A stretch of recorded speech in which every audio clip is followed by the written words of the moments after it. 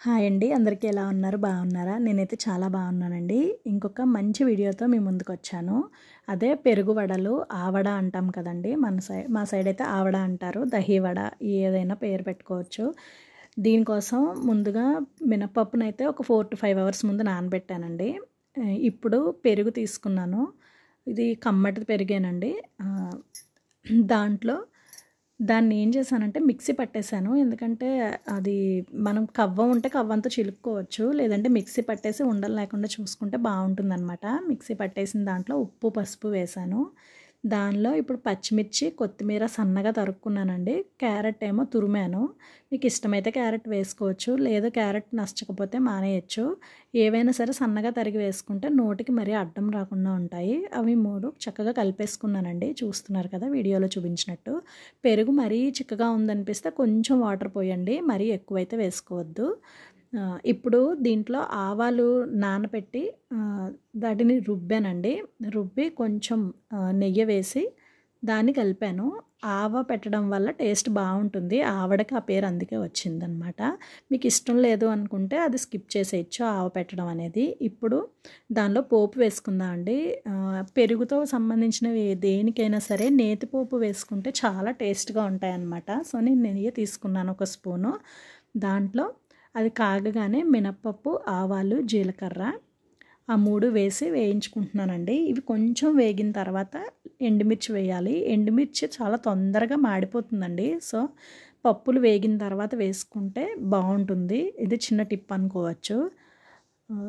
చూస్తున్నారు కదా, అవి ఒక 80% వేగిన తర్వాత అప్పుడు మిర్చి వేసాం అనుకోండి బ్యాలెన్స్డ్గా వేగుతాయి అన్నమాట అన్నీ కూడాను. లాస్ట్లో కరివేపాకు, ఇంగువ కూడా వేసి ఫ్రై చేశానండి. మంచి అరోమా వస్తుందండి నెయ్యిలో వేయడం వల్ల పోపు. చూస్తున్నారు కదా, ఇప్పుడు దీన్ని ఆ మజ్జిగలో వేసేసుకోవడమే. మనకి ఆవడకి రెడీ అయిపోయింది పెరుగు.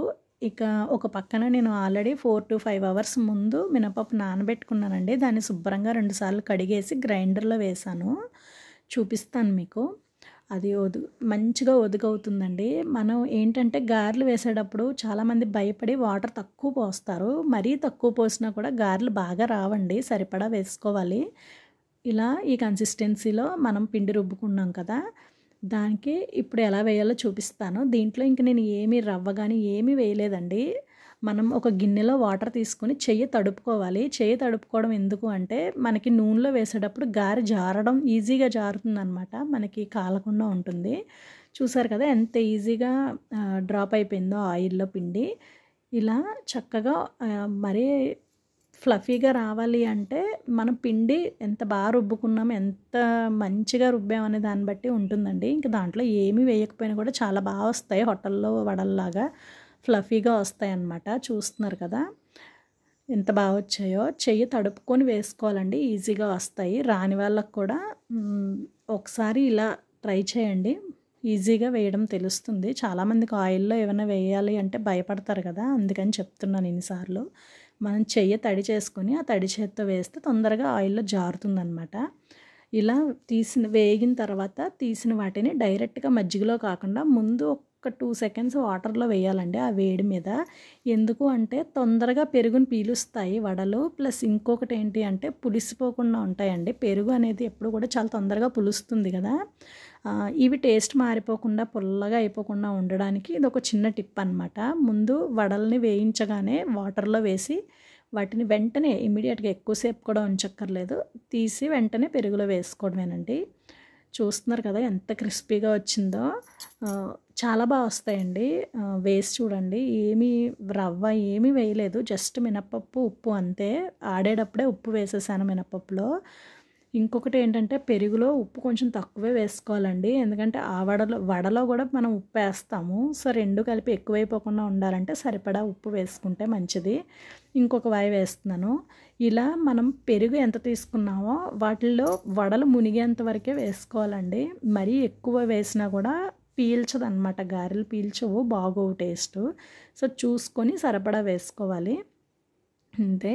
ఇంకా ఆవడలు రెడీ అయిపోయినట్టేనండి. ఒక 5-10 నిమిషాల్లో అంతా పీల్చి చక్కగా అవుతాయండి, బాగుంటాయి కూడా. మీకు ఒకవేళ వడలు ఎక్కువైపోయి పెరుగు సరిపోలేదు అనిపిస్తే మళ్ళీ ఇంకొంచెం పెరుగు పైన కూడా పోసుకోవచ్చు, ఏం పర్వాలేదు. ఒకవేళ నెక్స్ట్ డేకి కొంచెం పులిసింది అనిపిస్తే కొంచెం వాటర్ కూడా కలుపుకోవచ్చు. ఏమీ అవ్వవు. 2 డేస్ నిలవ ఉంటాయండి అవి ఫ్రిడ్జ్‌లో పెట్టుకుంటే. ఇంకా పిండి మిగిలిందని ఉల్లిగారెలు కూడా వేస్తున్నానండి. ఉల్లిపాయలు సన్నగా తరుక్కున్నాను. అల్లం, పచ్చిమిర్చి మిక్సీ పట్టేశాను. ఎందుకంటే అల్లం గానీ, పచ్చిమిర్చి గానీ నోటికొస్తే తినరు కదా! కొంచెం కరివేపాకు కూడా సన్నగా తరిగి వేశానండి. చాలా వచ్చాయండి. మీరు కూడా ఖచ్చితంగా నేను చెప్పినట్టు చేసుకోండి. చాలా బావుంటాయి టేస్ట్ కూడాను. ఎంత ఫ్లఫీగా వచ్చాయో చూస్తున్నారు కదా! ఓన్లీ పప్పు నానబెట్టడంలో ఉంటుందండి. మినపప్పు ఖచ్చితంగా ఒక 5 అవర్స్ అయినా నానాలి మినిమమ్‌లో మినిమము. అప్పుడు మీకు చాలా వస్తాయి. ప్లస్ ఆడేటప్పుడు ఖచ్చితంగా వాటర్ సరిపడా పోసి ఆడుకోవాలి. మరీ తక్కువైనా, మరీ ఎక్కువైనా గారెలు రావండి. 1, 2 సార్లు వేస్తే అదే అలవాటయిపోతుంది. మనకు కూడా ఒక ఐడియా వస్తుంది. సో, రావట్లేదు అని వేయడం మానేసే కన్నా 1కి 2 సార్లు ప్రాక్టీస్ చేస్తే వస్తాయన్నమాట. ఇప్పుడైతే చాలా వచ్చినాయండి వడలు. ఇది శనివారం అనమాట. ఇది సాటర్డే ఈవినింగ్ కంపల్సరీ టిఫిన్సే ఉంటాయి ఇంట్లో. సో, ఆ వడ, గారెలు చేశాను. వీటికి కాంబినేషన్‌గా అల్లం పచ్చడి, ఇంకా కొబ్బరి పచ్చడి చేశాననమాట. చాలా బాగున్నాయి. ఇష్టమైన వాళ్ళు సాంబార్ కూడా చేసుకుంటారు. సాంబార్లో కూడా చాలా బాగుంటుంది కదా! గారె, సాంబార్ కాంబినేషను. సో, ఈసారి తప్పకుండా మీరు కూడా చేసుకోండి. ఎలా వచ్చాయో కామెంట్ రూపంలో చెప్పండి.